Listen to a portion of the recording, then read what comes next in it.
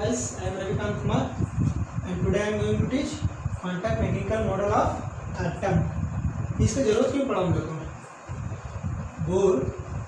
Bore ने क्या बताया था कि कोई भी एक इलेक्ट्रॉन है एक फिक्स्ड ऑर्बिट में रिवॉल्व करता है, ठीक है। इसके एक फिक्स्ड ऑर्बिट में रिवॉल्व करता है जिसका ऑर्बिट क्या था KLMN with respect to energy बढ़ेगा के में जितना रहेगा एल में उससे ज़्यादा रहेगा, फिर एम में एल से ज़्यादा रहेगा। तो ये क्या बताया था, सिर्फ पार्टिकल नेचर होता है, इलेक्ट्रॉन का क्या होता है पार्टिकल नेचर होता है। अब इसके बाद क्या था, ये ड्यूअल नेचर वेव प्रॉपर्टी के बारे में, इलेक्ट्रॉन का वेव प्रॉपर्टी क्या होता है के बारे में नहीं बता पाया था। उसके बाद क्या बताया डी ब्रोगली ने क्या बताया, ये बताया कि कोई भी माइक्रोस्कोपिक ऑब्जेक्ट होता है, कोई भी माइक्रोस्कोपिक ऑब्जेक्ट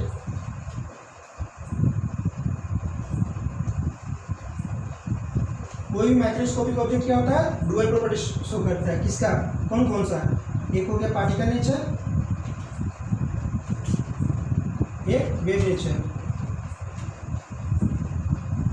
जो बोर नहीं बता पाया था वो डी ब्रोगली बताया था। उसके बाद फिर क्या है, हाइजेनबर्ग अनसर्टेनिटी क्या बोलता है कि कोई भी इलेक्ट्रॉन का सेम टाइम पे ना वेलोसिटी निकाला जा सकता है और ना ही उसका पोजीशन।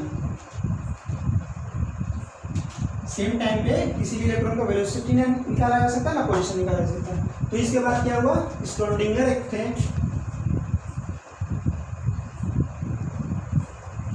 इन्होंने बोर का जो मॉडल था उसको मॉडिफाई किया। क्यों, क्योंकि इसके बाद ये दोनों चीज़ें आया था, ये दोनों जो बोर मॉडल में नहीं बताया गया था, स्क्रोडिंगर ने उसको मॉडिफाई करके वो अपना इक्वेशन दिया। इक्वेशन क्या दिया वो भी हम लोग देखते हैं।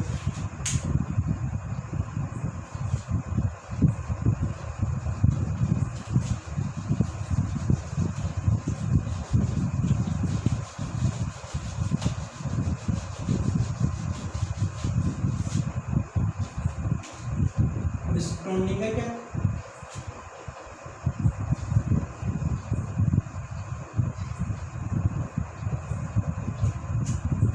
पहले जानेंगे क्वांटम मैकेनिक्स है क्या। ये क्या है, ब्रांच ऑफ साइंस जो डील करता है किससे, मोशन ऑफ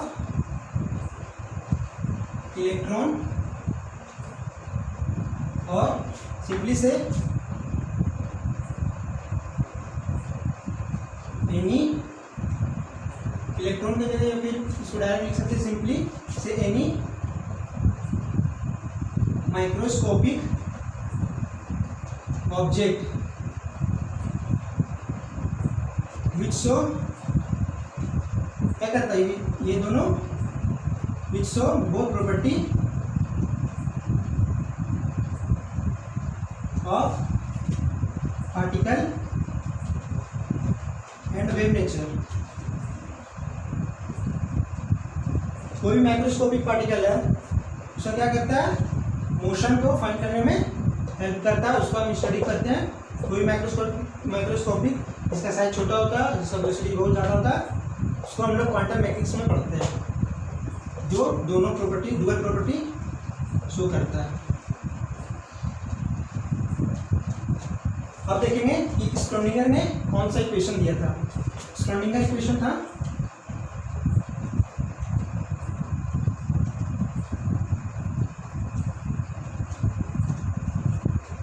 वो क्या दिए थे, एक साई, इसको क्या बोलते हैं साई। ये क्या है, एक मैथमेटिकल रिप्रेजेंटेशन है,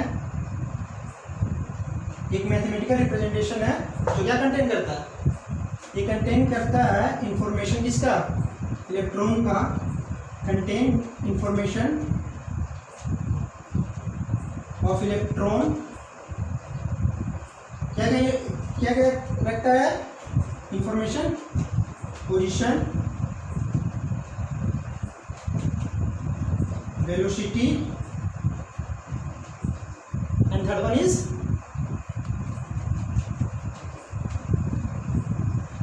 एनर्जी। ये साई क्या है, साई एक मैथमेटिकल रिप्रेजेंटेशन है किसने दिया था? श्रोडिंगर ने, जो कंटेन करता है क्या? इंफॉर्मेशन ऑफ इलेक्ट्रॉन, जो क्या बताया था? पोजीशन, वेलोसिटी और एनर्जी। और यहाँ पे क्या था कि बोर ने हमें क्या बताया था कि कोई भी इलेक्ट्रॉन जो घूमता है वो 2D में रहता है, ऑर्बिट क्या होता है सर? 2D में। और ये श्रोडिंगर क्या बताया था? 3D कॉन्सेप्ट लाया था। ये सब 3D में हम लोग पढ़ने वाले हैं। इसके आगे देखते हैं कि क्या है।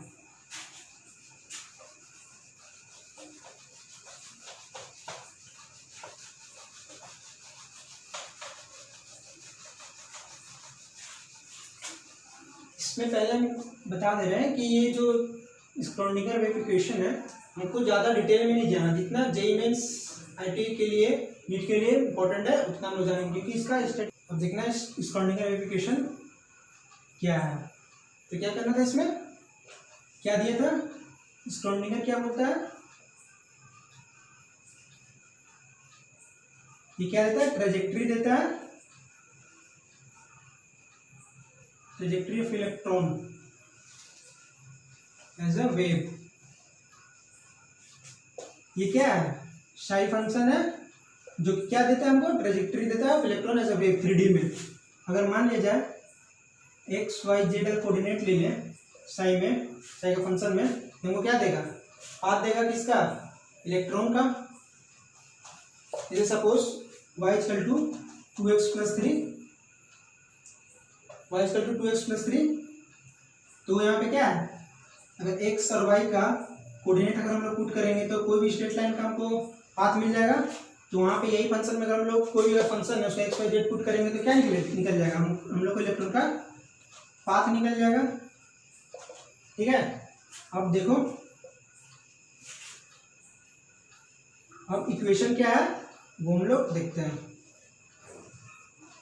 पहले बता दें इक्वेशन में कि श्रोडिंगर वेव इक्वेशन का जो भी इक्वेशन हम लिख रहे हैं उसको सिर्फ तुमको याद रखना है और डेरिवेशन के पीछे नहीं जाना, क्योंकि डेरिवेशन इसका हायर स्टडी में पढ़ना है। ठीक है, तो देखो इसका इक्वेशन क्या था?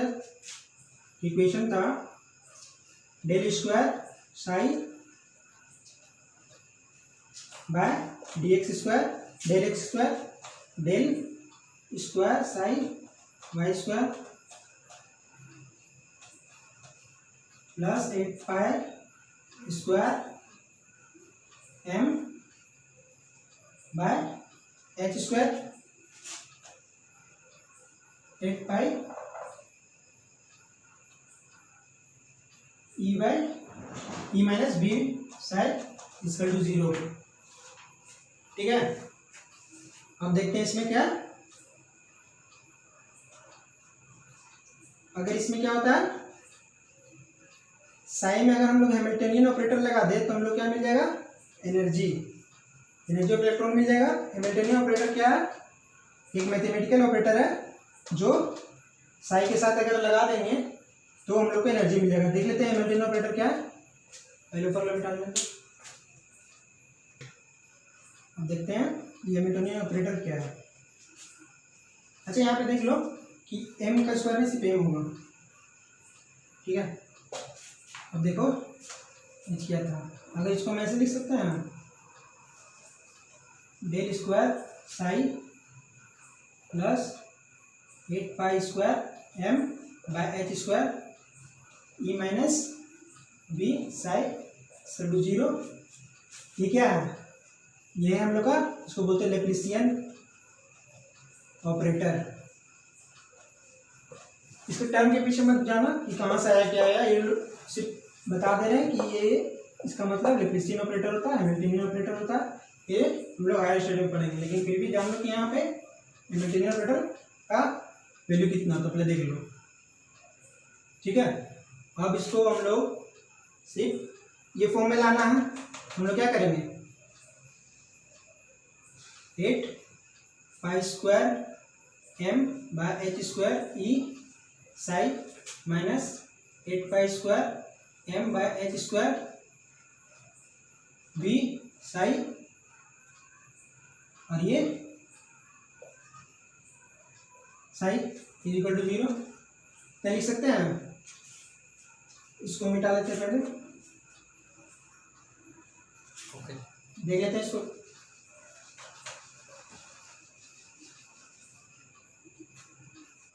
इसके बाद हम लोग देखते हैं कि क्या है। तो हम लोग को क्या चाहिए, ई साइड में, एक साइड में चाहिए तो क्या करेंगे, इसको एक साइड में लिखेंगे 8 pi square M H square E psi, इसको हम लोग उधर ले जाएंगे 8 pi square M by H square V psi minus psi. ठीक है, अब क्या करेंगे, ई साई हमको लाना है, ई साई लाना है, क्या करेंगे, कितने से डिवाइड मार देंगे तो क्या आ जाएगा, ये कट जाएगा, क्या आ जाएगा V psi minus L square by 8 pi square M और एच स्क्वायर का चल जाएगा, ऊपर चल जाएगा साई। ठीक है, अब साई को कॉमन ले लेते हैं यहाँ से, B minus del square H square 8 pi square M. ठीक है, अब यहाँ से इसका हम एच को लिख सकते हैं, इसको क्या लिख सकते हैं, इसको साई एच हैमिल्टनियन और यहाँ पे ई साई, ये आ गया। एच का वैल्यू मेरा कितना निकल गया, एच हैमिल्टनियन ऑपरेटर का वैल्यू कितना निकल गया, B minus H square by 8 pi square M. ये क्या है, हैमिल्टनियन ऑपरेटर है। अगर इसको हम स्क्रॉडिंगर वेव का इक्वेशन के साथ लगाएंगे तो वेव फंक्शन है, तो हमको क्या दे देगा, एनर्जी दे देगा। ठीक है, अब ये उल्टा डेल क्या है, लैप्लासियन ऑपरेटर क्या है, तो इसको हम लोग लिखे हैं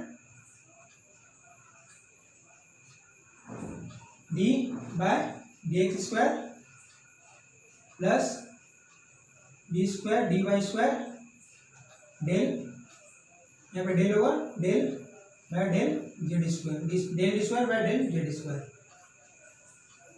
ठीक है, तो हम लोग को इतना ही जानना है, यही सिंपलेस्ट फॉर्म में लिखना है हम लोग के लिए यही है। ठीक है, अगर हम लोग हैमिल्टनियन ऑपरेटर स्क्रॉडिंगर में लगाएंगे वेव फंक्शन में तो हम लोग को एनर्जी मिलेगा। ठीक है, इतना ही हम लोग को जानना है, इसका डेरिवेशन कहाँ से आया कैसे आया वो भी हम लोग को नहीं देखना। ठीक है, अब देखते हैं इसका आगे क्या है।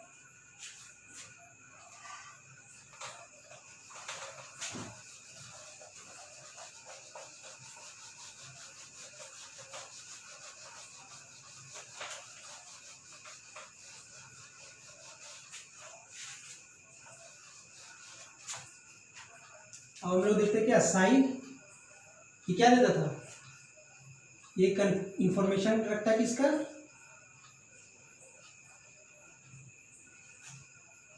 इलेक्ट्रॉन का क्या रखता है, पोजीशन, वेलोसिटी और एनर्जी। अब ये क्या है, मोड साई का स्क्वायर क्या है, इसको बोलते हैं हम लोग प्रोबेबिलिटी डेंसिटी। ये क्या है, जब भी हम लोग साई का स्क्वायर करेंगे तो हम लोग क्या मिलेगा, प्रोबेबिलिटी डेंसिटी। ये क्या होता है, ये क्या बताता है कि इंडिकेट करता है कि और प्रोबेबिलिटी कहाँ है, इलेक्ट्रॉन का सबसे ज्यादा। It indicates the probability of finding electron in a certain point in an atom। क्या बता रहा है, ये इंडिकेट करता है क्या, प्रोबेबिलिटी की कहाँ पे सबसे ज्यादा इलेक्ट्रॉन पाया जाएगा। कैसे निकलेगा, जब साई का हम लोग स्क्वायर कर देंगे। यहाँ पे नोटिस करना है कि क्या है, प्रोबेबिलिटी डेंसिटी। इसका मतलब क्या होता है, प्रोबेबिलिटी डेंसिटी, मास डेंसिटी मतलब समझता है आप लोग, क्या है मास डेंसिटी मतलब जानते ही होंगे। इसका मतलब क्या होता है, सपोज एक रोड है 10 मीटर का, ठीक है 10 मीटर का है, और इसका मास पर यूनिट कितना है 2 kg। तो टोटल मास कितना हो गया, कितना हो जाएगा 20 kg। अब इसको तुम चाहे जितना भी भाग में बांटो, कितना भी भाग में बांटो, उसका मास पर यूनिट हमेशा क्या होगा 2 kg ही होगा। ठीक है, तो मास पर यूनिट क्या होगा, हमेशा 2 kg होगा। और क्या होगा, मास डेंसिटी हमेशा कांस्टेंट रहेगा। ठीक है, उसी तरह प्रोबेबिलिटी डेंसिटी भी होता है जो कांस्टेंट होता है किसी के। अगर एक लेंथ लिए, सपोज एक लेंथ है, उसको डी आर लिए, और बाकी बाद में उसको इंटीग्रेट करेंगे तो हमको क्या निकल जाएगा, प्रोबेबिलिटी डेंसिटी। और डी आर में क्या रहेगा, सबका सेम रहेगा प्रोबेबिलिटी। ठीक है, यही होता है इसका मतलब प्रोबेबिलिटी डेंसिटी। ठीक है, आगे देखते हैं।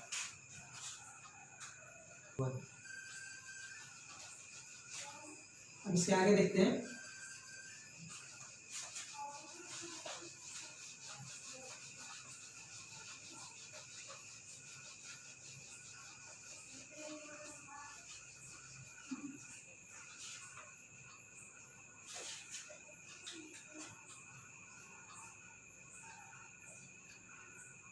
अगर मान लो प्रोबेबिलिटी डेंसिटी हम लोग क्या बताया कि अगर कोई लेंथ है उसका डी आर निकाल देंगे तो क्या हो जाएगा,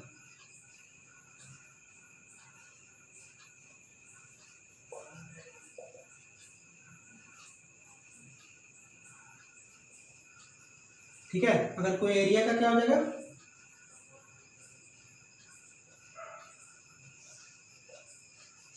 ठीक है, कोई एक लेके उसको इंटीग्रेट कर देना। जैसे मान लो एक लेंथ है 0 to r, जैसे क्या करेंगे, एक छोटा सा यूनिट लेंथ लेंगे और उस पर हम लोग साइज स्क्वायर का मल्टीप्लाई करेंगे और लिमिट 0 to r से इसका इंटीग्रेशन करके हम लोग प्रोबेबिलिटी निकाल लेंगे। ठीक है, अब देखते हैं कि क्या होता है। स्क्रोडिंगर इक्वेशन है, ये क्या है, स्क्रोडिंगर, ये स्क्रोडिंगर इक्वेशन स्क्रोडिंगर इक्वेशन क्या, अगर कोई भी इक्वेशन रहता है तो क्या उसका कोई वैल्यू निकलता है। जैसे क्वाड्रेटिक इक्वेशन है तो इसका वैल्यू कितना निकलता है, इसका सॉल्यूशन क्या कितना निकलता है, 2। तो क्या दोनों कभी कभी एक्सेप्टेबल, मतलब सब एक्सेप्टेबल होता है क्या। जैसे मान लो क्वाड्रेटिक इक्वेशन या क्यूबिक, जितना भी सॉल्यूशन निकलता है सब तो एक्सेप्टेबल नहीं होता, कोई कोई हम लोग को वैल्यू रिजेक्ट भी करना पड़ता है। तो इसमें भी वही होता है। सपोज कि इसमें चार या तीन मान लो इसका इक्वेशन निकला, सॉल्यूशन निकला, ठीक है, क्या सॉल्यूशन निकला, तो क्या होगा, इसका एक एनर्जी होगा। इवन जब भी कोई इलेक्ट्रॉन को एनर्जी प्रोसेस करेगा उसका एक अपना साई1 होगा। ठीक है, एनर्जी 2 जो डिफरेंट है E1 से, उसका अपना एक साई2 होगा।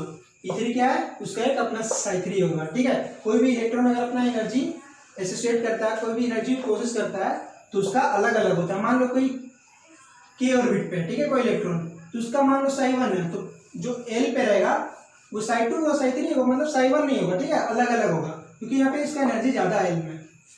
तो इसी तरह क्या है कि देख लेते हैं कि किसको एक्सेप्ट करना। मान लो स्क्रोडिंगर इक्वेशन क्या होना चाहिए, सॉल्यूशन उसका कंटिन्यूअस होना चाहिए। इसका मतलब क्या है, देखो ज्यादा समझते हैं। ठीक है, मान लो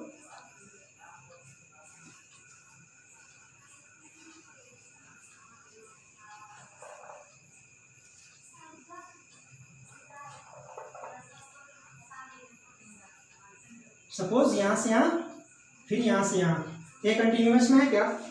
अगर मान लो कि -∞ से इन्फिनिटी साई स्क्वायर, ठीक है, और किसी कोई मान लो अगर कोई वॉल्यूम का निकाल रहा है dV, तो क्या हो जाएगा, इसका हमेशा वैल्यू 1 होगा कि -∞ से इन्फिनिटी में हम लोग क्या ले रहे हैं, सारा प्लेन में पूरा प्लेन ले रहे हैं, तो कहीं ना कहीं तो उसका प्रोबेबिलिटी क्या होगा, कहीं ना कहीं इलेक्ट्रॉन मिलेगा ही, तो उसका क्या होगा, हमेशा 1 होगा। ठीक है, तो अगर मान लो तो इस पर क्या लिखेंगे, 0 to, अगर ये x पे है 0 to x, फिर x to इन्फिनिटी हमको लेना पड़ेगा, ये कंटिन्यूअस नहीं है तो इसको हम लोग नहीं लेंगे। ठीक है, स्क्रोडिंगर हमेशा कंटिन्यूटी में होना चाहिए।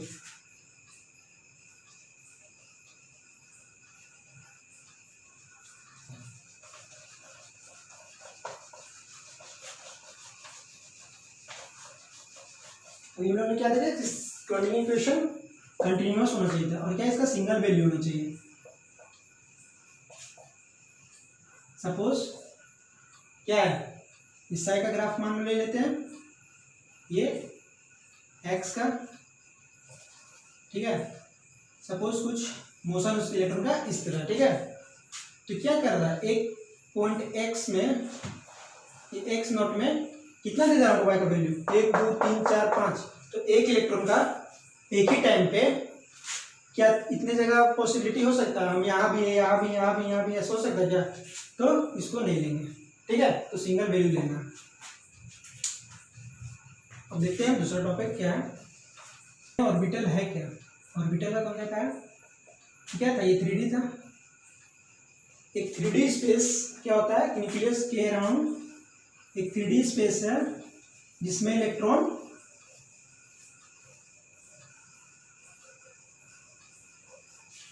पाया जाता है, ठीक है। ये क्या है, ऑर्बिटल 3D स्पेस है जो न्यूक्लियस के चारों तरफ रोटेट करता है, रिवॉल्व करता है, उसको हम लोग क्या बोलते हैं, ऑर्बिटल।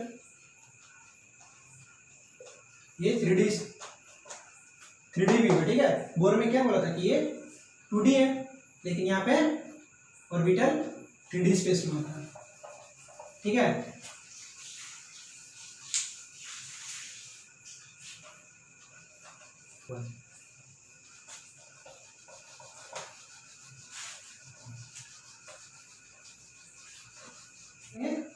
यहाँ पे हम लोग देखेंगे to find the probability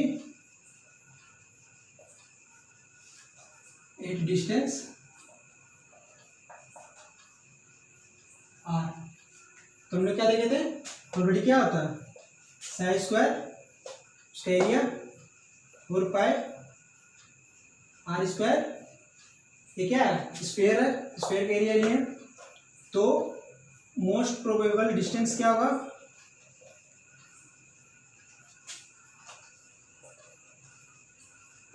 most probable distance क्या होगा इलेक्ट्रॉन को पाया जाने का। हम लोग क्या करेंगे, डिफरेंस कर देंगे, डिफरेंशिएट करके हम लोग 0 पुट कर देंगे, वहां से वैल्यू निकाल लेंगे, ठीक है। dp/dr अगर 0 पुट करेंगे तो हम लोग का 1s में r का वैल्यू क्या आ जाएगा, a नोट क्या है, बोर एटॉमिक रेडियस।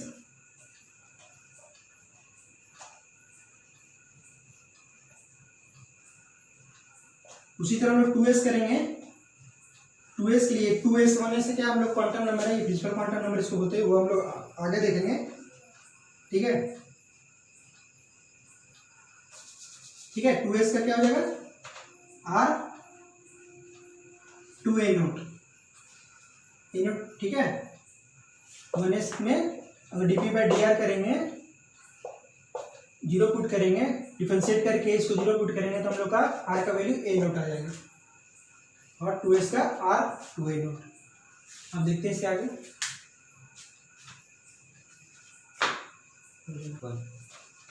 अब इसके बाद हम लोग पढ़ेंगे क्वांटम नंबर, ये क्या है और कहाँ से आया देखते हैं हम लोग।